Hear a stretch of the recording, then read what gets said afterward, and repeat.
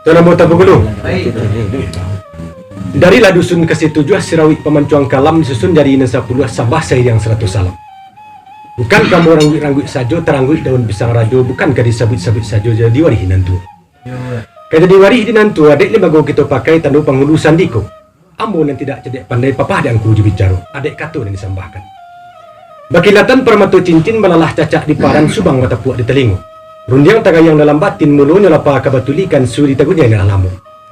Di alua di suri nan tagunjai menantang di hari sarinanku di malam semalam kini. Kok dagak di kanang-kanang ditimbang sabi pati sama menakua kita ke bumi menengadah kita ke langit.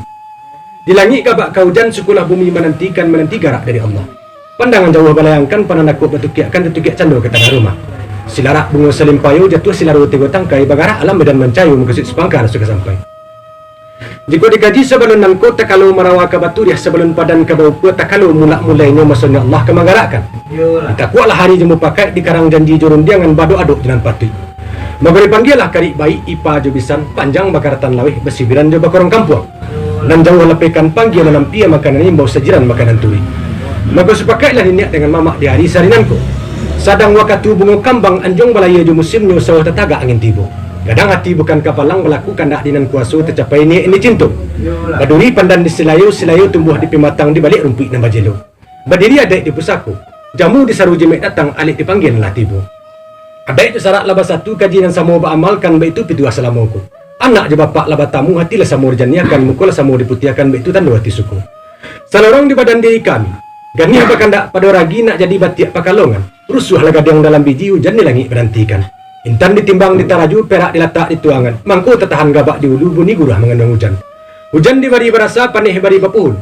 Karajo banampaka, karakuk bari berjenjong. Di karajo no pokok selang pangka. Allah di hari dirantiahkan baban bari di sangkoringan na indaklah badokan. Gunung tinggi di sangkuran dah menjauh lah bajalang ke malah terapak di tengah rumah. Lah terapak di tengah rumah dari pawah kata rantang rajo amai pai mengaji. Pakai mangkuto nambatanun. Kesumbu kasap kana kamasan batata hintan dengan budi. Dari jauh kamilah datang. Aruk camih tuan menanti juadah cukup menantikan. Ayat telah tak mangko diminum nasi ke tengah mangko dimakan nak senang hati sepangkalan. Pulau Bunai Tanjung Makabi bidua nan duo jo parau datanglah kapal dari Aceh nan nyatu sajo di daratan. Salam sampai sambala cukup. Pinta berasu kabuliah kandak berasu kabalaku. Rundiang dilayakan kadapan malin batin kan niat mamak nama samu nan sambah kami tolong dikembalikan baitu kita pengeluh. Tenang di mana tuan? Pengeluh. Baik tuan. Dan sepanjang buah kawanan tuan dan terlimpah ke hadapan ambo. Luruhnya barantang tali tuan data balantai papan. Manih bak tangguli lama pada susantan. Tapi bak undang tuan jo berduduk banan kodok berjalan banan tu. Taraduk runjang terapak ke hadapan ambo. Nak ambo cari bulik nan segolek di pecak nan selayang. Menanti tuan kawarinya oleh kerana madai nak pakai ke tuan itu tuan. Sampai tuan. Sekiranya lah. Yang mana tuan? Sepanjang buah kurniang lambung nanti ko ke tuan di kita. Kio ikut kereta.